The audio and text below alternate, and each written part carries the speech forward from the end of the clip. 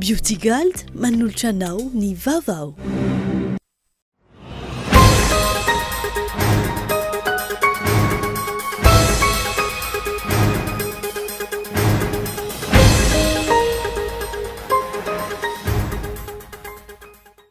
Concernant l'affaire de détournement de subventions exceptionnelles attribuées à 5 communes à Antranana 2 en 2017, 2 personnes ont été placées sous mandat dépôt hier. 5 autres ont été mises sous contrôle judiciaire. Pour l'instant, les enquêtes sur cette affaire se poursuivent. Le régime actuel a commencé à prendre des initiatives de redressement afin de préserver nos ressources en or.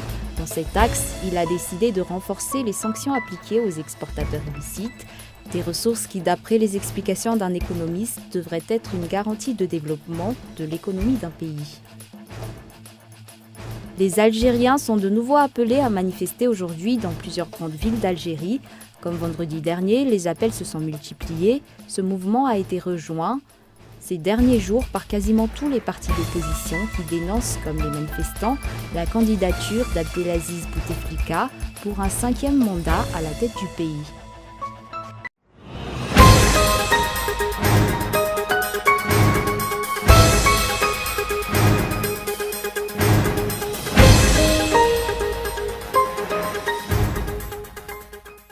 Bonsoir et bienvenue à votre rendez-vous quotidien avec l'information en français sur Cool TV.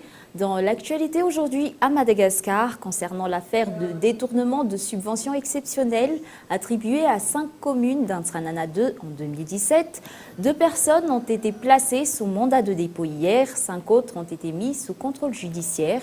Pour l'instant, les enquêtes se poursuivent sur cette affaire. Feizou Rafali. Suite à l'enquête effectuée par le Bianco concernant les détournements de subventions exceptionnelles, des subventions qui auraient dû être attribuées à 5 communes à Antranana 2, 7 personnes ont été déférées auprès du pôle anticorruption, 5 maires ont été mises sous contrôle judiciaire et 2 personnes, en l'occurrence un haut fonctionnaire au sein de la primature et la gérante de l'entreprise bénéficiaire, ont été placées sous mandat dépôt hier dans la soirée. Il est à noter que l'enjeu financier de ces marchés s'élève à près d'1 milliard d'ariars. Pour rappel, en 2017, la branche territoriale Antsranan du Bureau indépendant anticorruption a été saisie de plusieurs doléances rapportant des faits de suspicion de favoritisme dans l'octroi des marchés relatifs à la construction des bureaux des communes rurales dans le district d'Antranana 2, bénéficiaire des subventions exceptionnelles octroyées par le ministre de l'Intérieur et de la décentralisation. Les marchés en question auraient été attribués sans aucun appel d'offres par les maires à une seule entreprise appartenant à une dame, épouse d'un haut responsable auprès de la primature. Les dites doléances feraient remarquer que ces élus auraient reçu l'ordre de virer directement les subventions au compte bancaire de l'entreprise sus-évoquée sans même que les travaux n'aient été achevés ou commencés. Les informations émises des personnes concernées ont pu faire ressortir que l'ancien ministre de l'Intérieur et de la décentralisation, et non moins ancien Premier ministre qui a été récemment auditionné par le Bianco, n'est pas étranger à cette nouvelle affaire de favoritisme dans l'utilisation des subventions exceptionnelles et que parallèlement à son traitement au niveau du PAC, le dossier pourrait également faire l'objet de saisines auprès de la Haute Cour de justice. Cependant, le Bianco n'a pas voulu faire de commentaires sur cette affaire. Toutefois, il a tenu à rappeler d'une manière générale qu'il fait et continue de faire son travail sans distinction de clan ou d'appartenance politique. Sur un tout autre sujet, 3 nouvelles personnes ont été placées sous mandat de dépôt pour l'affaire de détournement de fonds au sein de la Croix-Rouge Malagasy, une affaire déférée hier auprès du pôle anticorruption après enquête du Bianco. Pour rappel, le montant de ce détournement au sein de la Croix-Rouge s'élève à 400 millions d'ariars, dont 145 millions destinés à la Croix-Rouge Mourdave. Dans l'actualité politique, les immunités parlementaires ne placent pas les députés au-dessus des lois. C'est ce qu'a déclaré une juriste face à l'ouverture du dépôt de candidature pour l'élection législative. Selon ses propos, la corruption et les abus de pouvoir ne devraient plus trouver une place au sein de l'Assemblée nationale. Un reportage signé Feizou Rafali. La corruption, les détournements de fonds, les abus de pouvoir, de nombreuses infractions relevées au cours du mandat des derniers membres de la Chambre basse. Infractions qui ne devraient plus être constatées pour le prochain mandat, vu les initiatives de redressement prises par le régime actuel pour toutes les institutions publiques. D'après les propos tenus par un juriste, nul ne devrait se trouver au-dessus de la loi, les parlementaires y compris. Certains peuvent penser que devenir député les rendra intouchables et leur garantit l'impunité, mais personne n'est au-dessus de la loi. D'autres peuvent également penser que ce poste leur permet de servir leurs intérêts personnels. Il faut savoir que l'immunité parlementaire ne s'applique qu'au moment des sessions parlementaires. D'autre part, toujours selon cette juriste, les Malgaches commencent à s'impliquer dans leurs devoirs en tant que citoyens, notamment en matière d'élection. Les citoyens commencent à se réveiller, ils commencent à réagir et à s'informer sur ce qui se passe autour d'eux. Beaucoup pensent que l'argent leur permet de passer outre les lois, ce n'est pas le cas. Le peuple ne veut plus être abusé et ose maintenant dénoncer, preuve à l'appui, les hauts fonctionnaires ayant commis une infraction.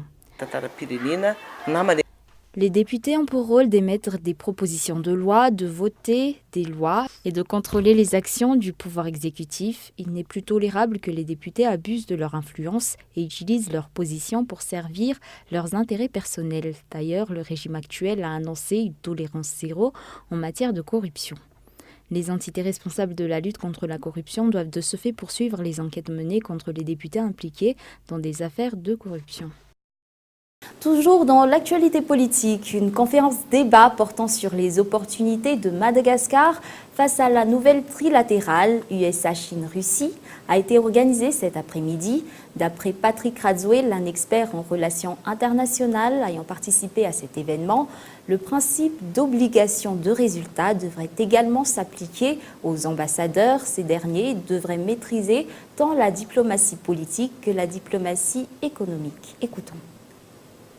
Nos ambassades à l'étranger doivent être des combattants du développement économique malgache.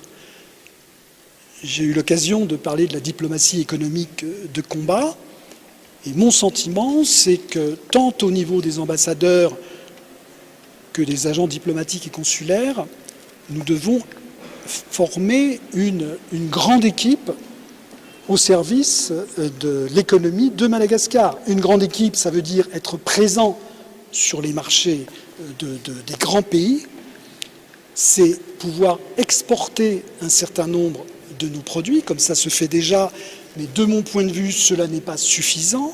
Nous devons également être présents dans les foires internationales, nous devons organiser des grands happenings sur ce que nous avons de nos excellences au niveau touristique, au niveau agricole, au niveau halieutique, comme je l'ai dit.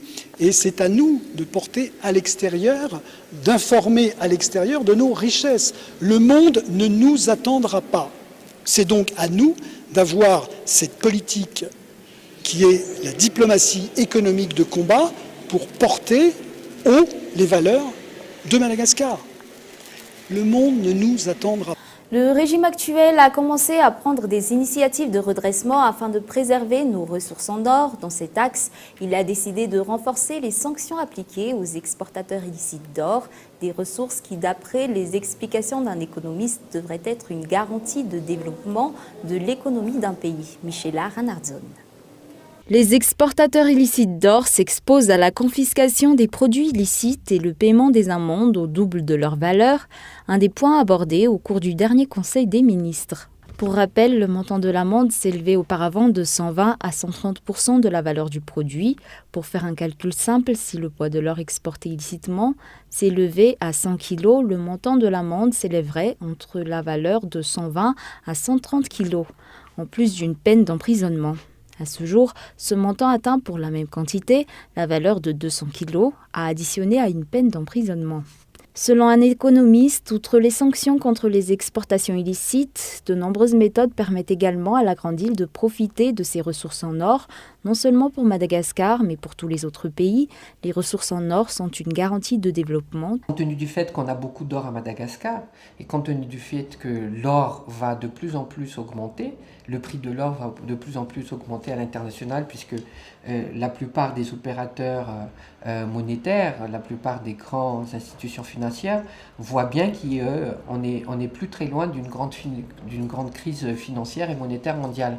Et donc tout le monde se réfugie vers l'or pour ne pas perdre leurs actifs. Et donc l'or va tout le temps augmenter, le prix de l'or va tout le temps augmenter. Et donc il est temps, je pense, que l'État, et pas que l'État, voit l'or comme un produit stratégique pour que tous les Madagascar puissent en bénéficier et pour que, comme à l'exemple de l'Arabie Saoudite qui possède beaucoup de pétrole, Madagascar qui possède beaucoup d'or puisse devenir un pays très riche pour le bien de tous les Malgaches et pas simplement pour le bien de quelques personnes. D'après les derniers rapports publiés, 500 kilos d'or ont été exportés à Madagascar en 2016, un chiffre qui est passé à 3051 kilos en 2018, dont 97% en direction de Dubaï.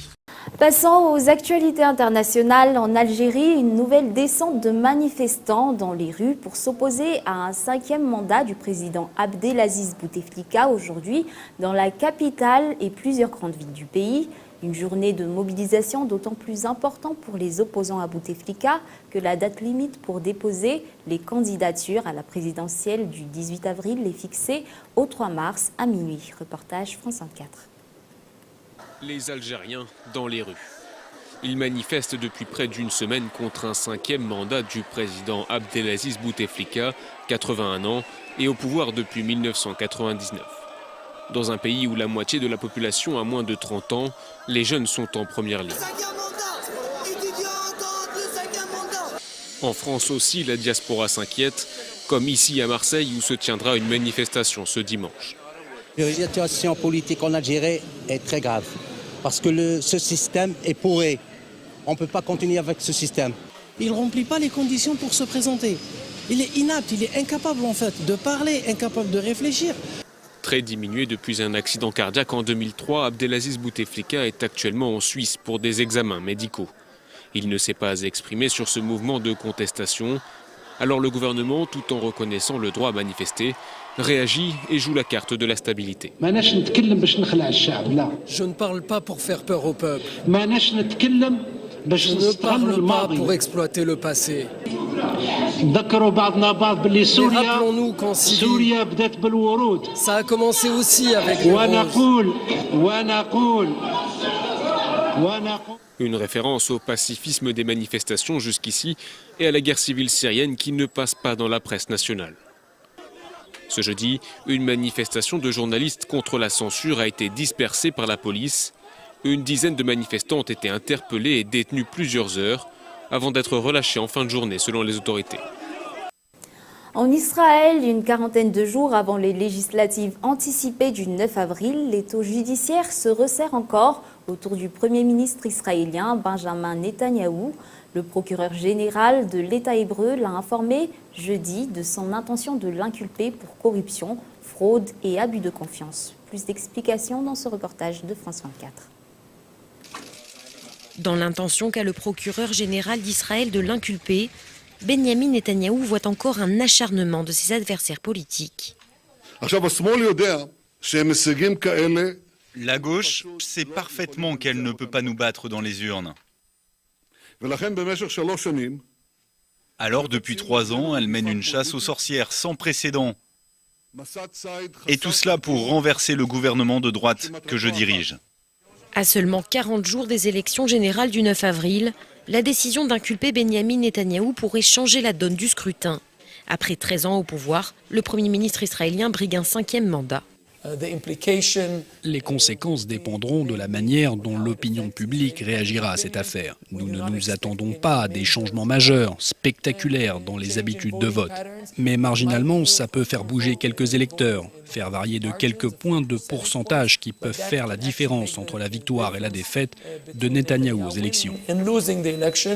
Benyamin Netanyahou pourrait être poursuivi pour corruption, fraude et abus de confiance dans 3 dossiers différents. Dans celui surnommé dossier 1000 par les enquêteurs, le Premier ministre et des membres de sa famille sont suspectés d'avoir reçu pour plus de 240 000 € de cigares, champagne et bijoux de la part de riches personnalités en échange de faveurs financières ou personnelles. Dans les dossiers 2000 et 4000, Benyamin Netanyahou est soupçonné d'avoir cherché à obtenir une couverture médiatique plus favorable de la part d'un grand quotidien et d'un site d'information. En contrepartie, il aurait promis ou accordé des avantages aux propriétaires de ces médias. Et avant de nous quitter, revenons brièvement sur les grands points de ce journal. 2 personnes ont été placées sous mandat de dépôt hier concernant l'affaire de détournement de subventions exceptionnelles attribuées à 5 communes à Antranana 2 en 2017. Le régime actuel a commencé à prendre des initiatives de redressement afin de préserver nos ressources en or, des ressources qui devraient être une garantie de développement de l'économie du pays. Les Algériens sont de nouveau appelés à manifester aujourd'hui dans plusieurs grandes villes d'Algérie pour s'opposer à la candidature d'Abdelaziz Bouteflika pour un 5e mandat à la tête du pays. Et voilà, c'est la fin de cette édition. Au nom de l'équipe qui l'a préparée, je vous remercie de votre attention et je vous donne rendez-vous demain pour un nouveau journal. Au revoir.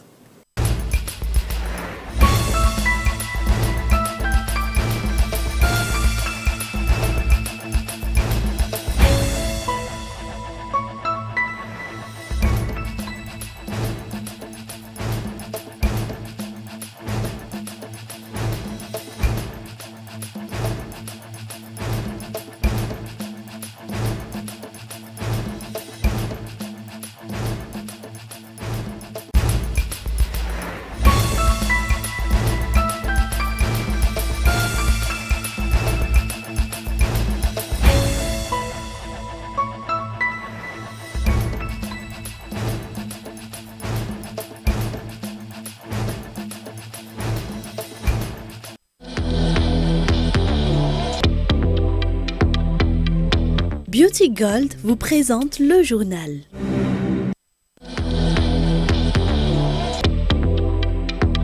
Le journal vous a été présenté par Beauty Gold.